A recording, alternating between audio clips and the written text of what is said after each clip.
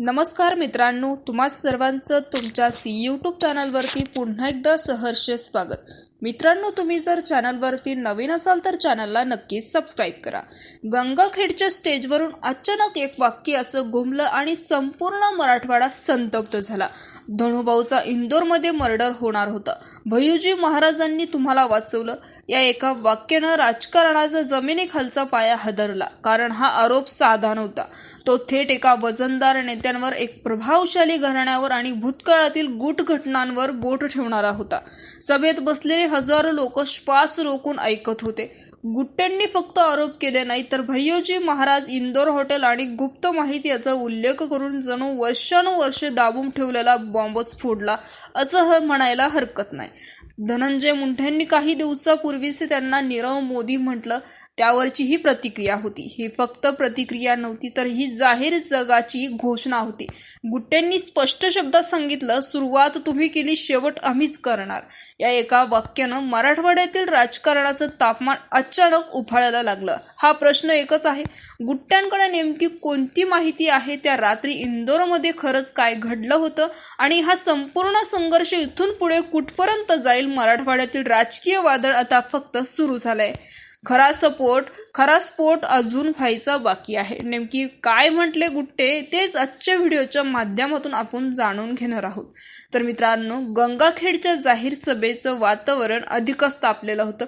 निवडणुकीचा शेवटचा दिवस, कार्यकर्त्यांची लगबग, स्टेजवर टाळ्यांचा गडगडाट, झेंडे, घोषणाबाजी, पण या सगळ्यांवर क्षणात शांतता पसरली जेव्हा आमदार रत्नाकर गुट्टे यांनी माईक हातात घेतला आणि त्यांच्या पहिल्याच वाक्यानं संपूर्ण राजकारणाचा दाबा बदलून टाकला.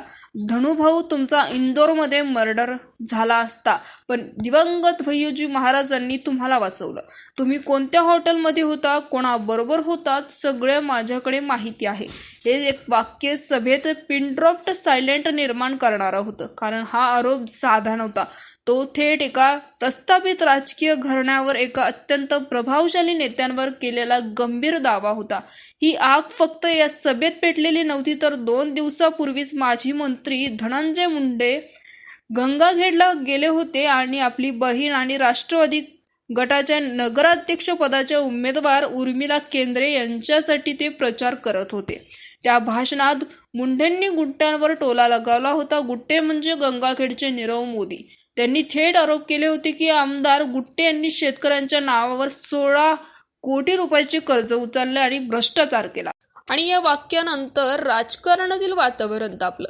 गुट्टे काहीतरी भलतंच तयार करत असल्याची चाहल सर्वांना लागली गेली. नेमकी तेच झालं. सभेत गुट्टे ज्या सुरात उभे राहिले, तो सूर जणू दडपलेल्या शब्दाचा स्फोटच होता.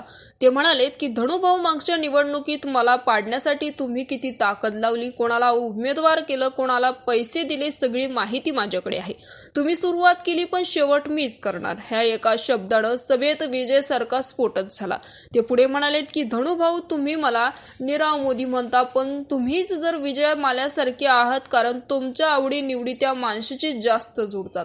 मी राजा आहे, मी कोणत्याही पक्षाच्या स्टेजवर जाऊ शकतो, पण तुमचा निकाल लावल्याशिवाय मी थांबणार नाही. स्टेजवर उपस्थित लोक उत्साहानेही ओरडू लागले.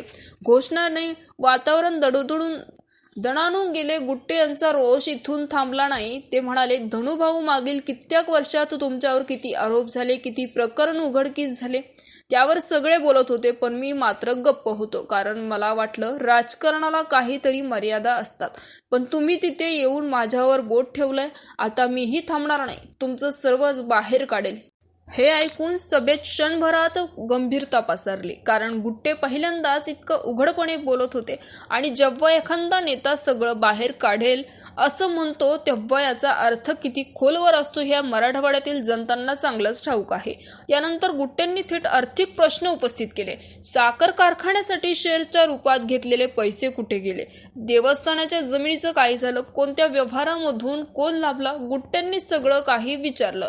धनुभाऊ, इतकं सगळं तुमच्यावर होतं असताना मी शांत बसलो, पण आता तुम्हीच मला बोलायला भाग पडलं. हा स्वर क्षणातच निवडणुकीच्या प्रचारापलीकडे गेला आणि सरळ राजकीय राजकीय संघर्षाच्या मैदानात गेला। सभेत बसलेले कार्यकर्त्यांची नजरा गुट्ट्यांकडे खेळल्या होत्या, कारण राजकारणात तसं दावे सहजा पाठीमागे केले जातात। स्टेजवर हजारो लोकांसमोर, कॅमेऱ्यांसमोर असं थेट आरोप करणं मोठं धाडस असतं।